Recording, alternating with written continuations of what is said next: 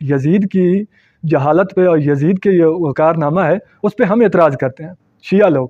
تو شیعہ کے منابع سے اس کو چاہیے تھا تو یہ صحیح بخاری اور مسلم باں کر رہا ہے، ان کا حوالہ دے رہا ہے، غیر عقلی اور غیر منطقی گفتگو کر رہا ہے.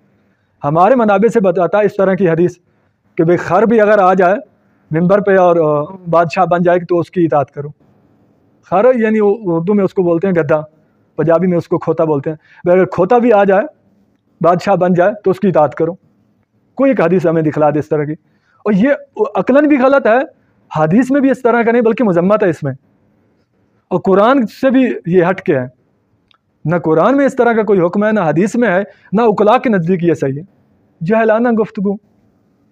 یزید کو بچاتے کیوں ہیں یہ؟